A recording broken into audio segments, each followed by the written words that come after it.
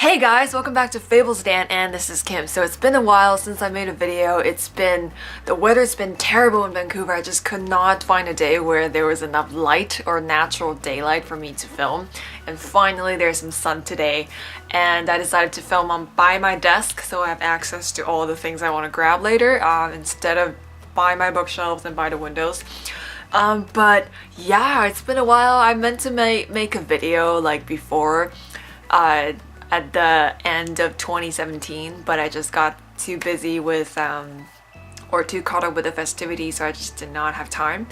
I was just focusing on my own stuff, but I finally have time to make a video today. So lots of exciting things to share with you. I want to talk about like how I sort of transitioned my year, like what was my ritual when it comes to like going through that threshold of like, you know, like kind of welcoming the new year, wrapping up the old year, that kind of thing. I want to talk about that, and I want to talk about what's new for Fables Den and all that good stuff. So let's start with some updates.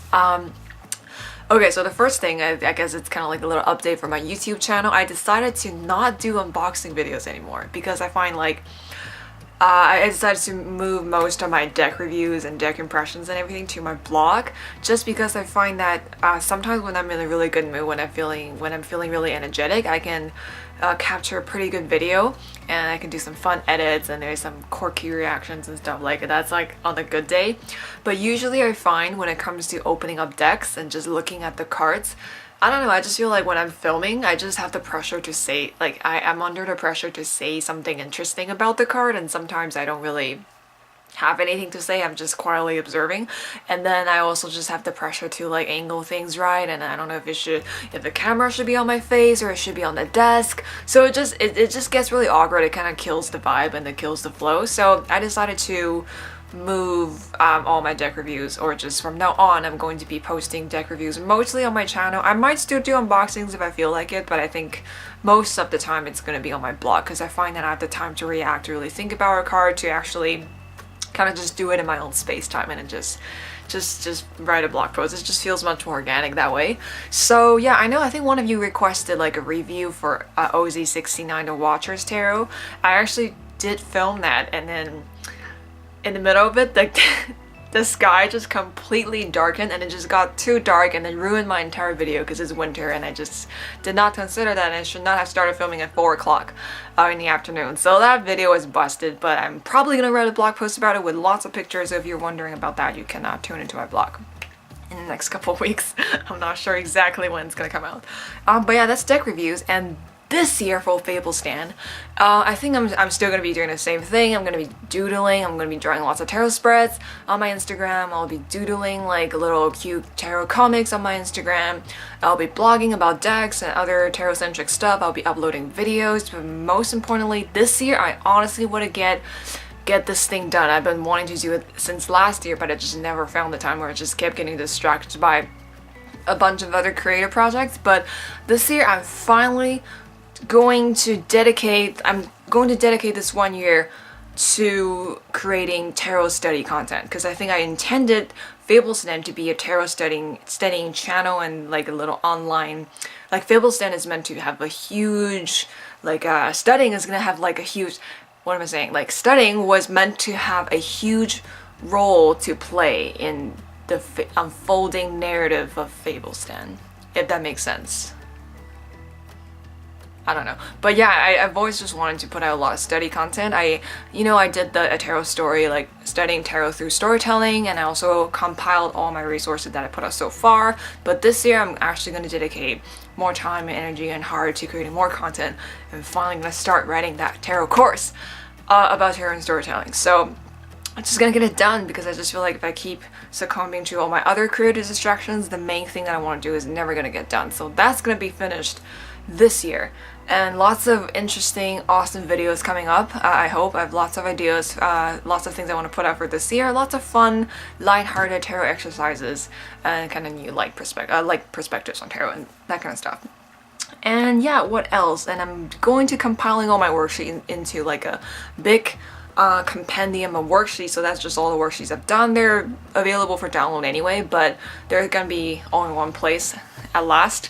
And I think I might be compiling my spreads, all my spreads. I think there must be like almost 100 of them now. But compiling all the spreads I put out into this huge spreads book, probably with journal spaces, so that's gonna be there. And yeah, what else? Oh, I also compiled, well, not compiled, I redesigned and revamped all the digital stationery that's on my shop. So if you're a Filofaxer and you have like A5 Filofax or Personal Filofax, now all my printables have those sizes. So it's pretty exciting for me because I know like I use all of those notebooks. I mean, I have a Filofax A5 and a Personal, and I know how like awesome when you have like a printable that size. And so in addition to the letter-sized printable, there's also A5 and Personal. Okay, so that's all the update. I don't want to spend too much time on it. So yeah, anyway, hello 2018. Now I want to talk about how I kind of transitioned my year. So it's the new year, but I'm just going to talk about how I ended my year, or how I sort of wrapped up 2017. So I do this every single year. I think I've been doing that for the past 2 years or 3 years. I think most of the people who practice tarot would do this. At the end of 2017, I was doing a lot of reflections and like a normal person would do, I guess. So it's nothing special.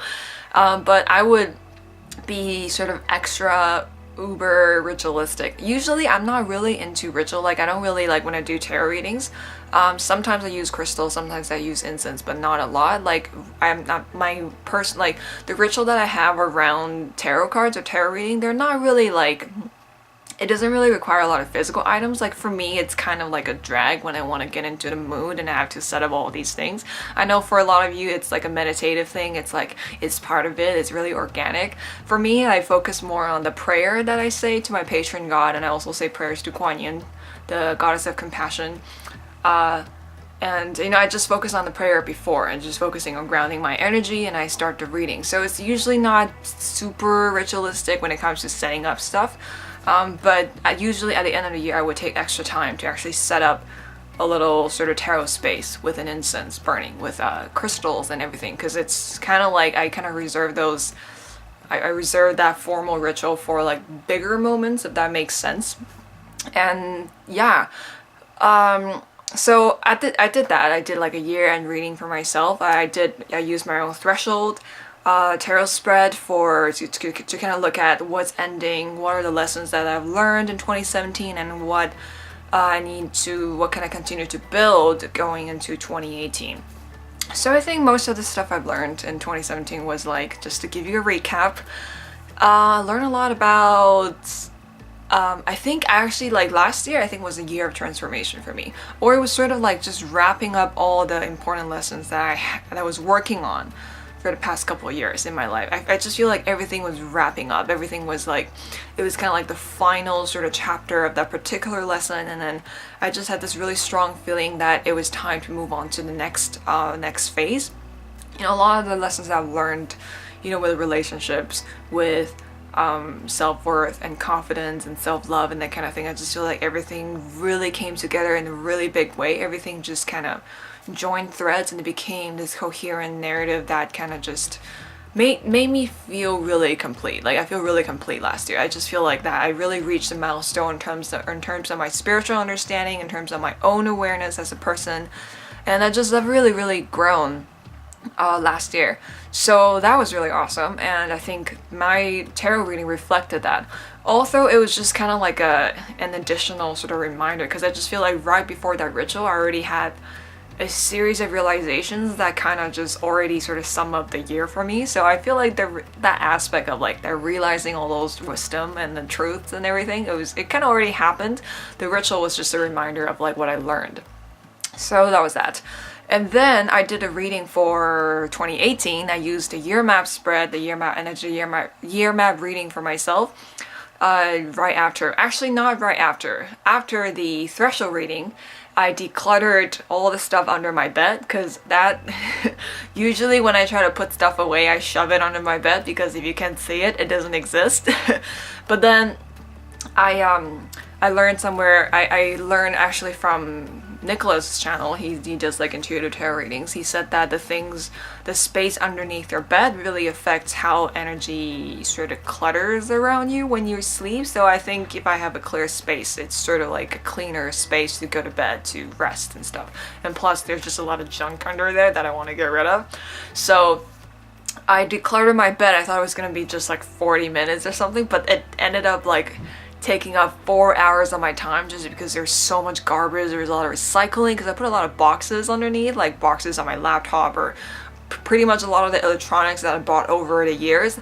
I shoved everything under my bed because I always thought that, oh, if I ever have to resell the electronic, I could just put it in the original box and I could sell it at a higher price or something. And I just thought I could just save the box for something else. But I never used any of those boxes, so I thought to myself, it's time to throw them away because they're completely useless and they're just taking up space and collecting dust.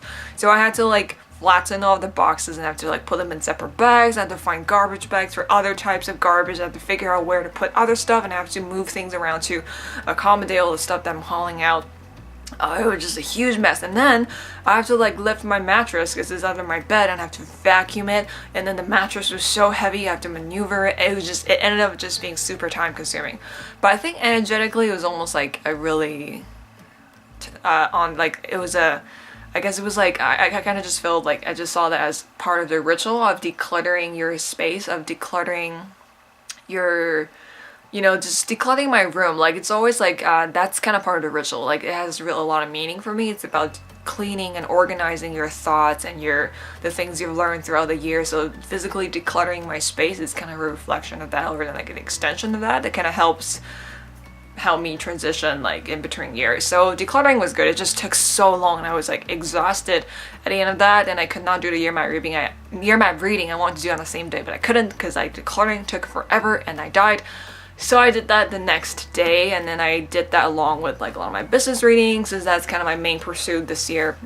So yeah, it's mostly kind of just kind of like rituals and practices that you would do, I guess, if you're also a tarot reader. That's how I kind of transition my year. And yeah, I also just clean my room thoroughly. I think just like typical things that people do, is there's like nothing special. But yeah. Oh, just a side note, I'm growing my hair. It's slightly longer now. I don't know why this part is also dry. Also, whoever suggested co-conditioning, no, co-washing, I love you. You're a genius. Like, I love you.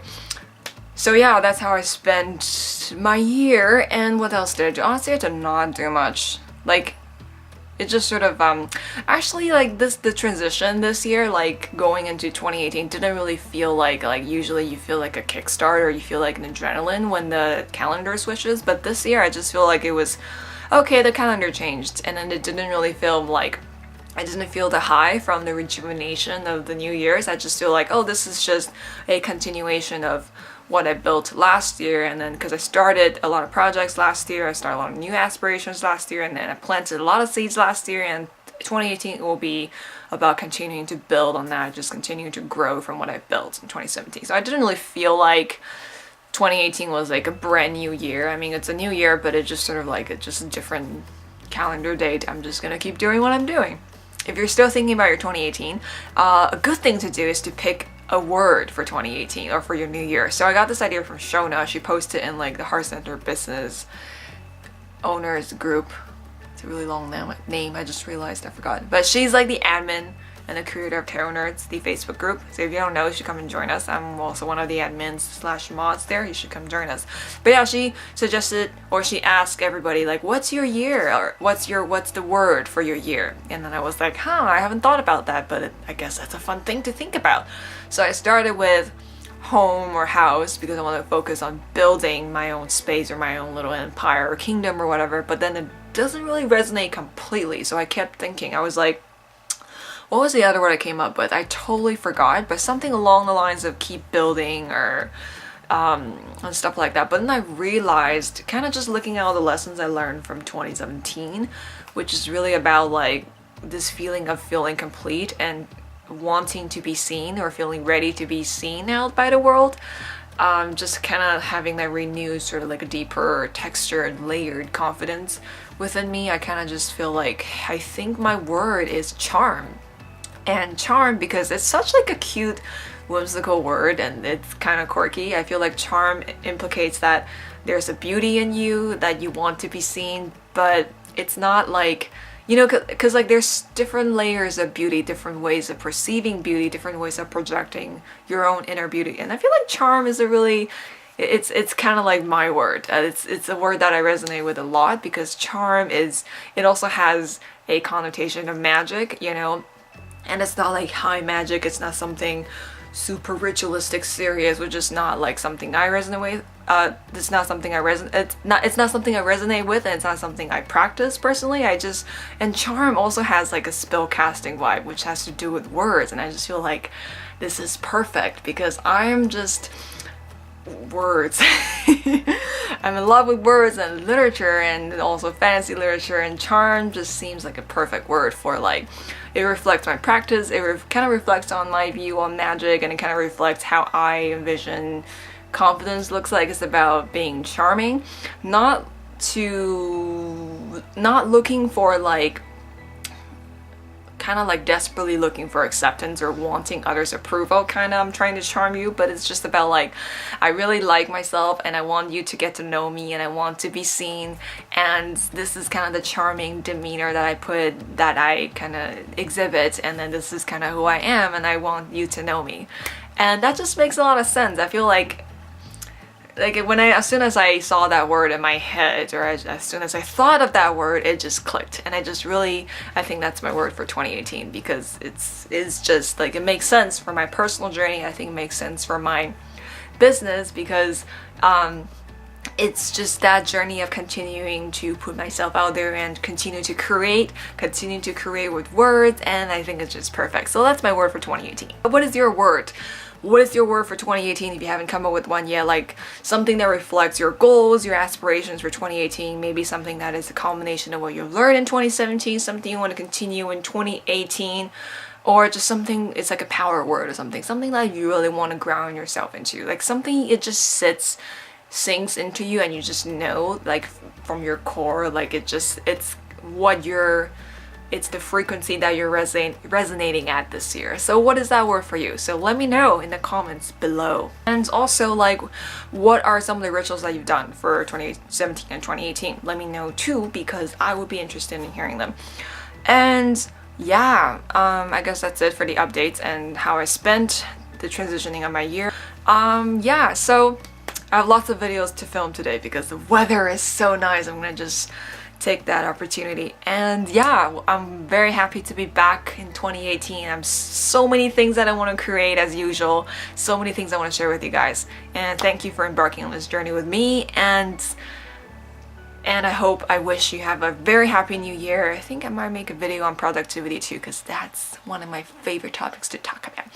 But yeah, until next time, keep calm and tarot on, and this is Kim from Fables Den.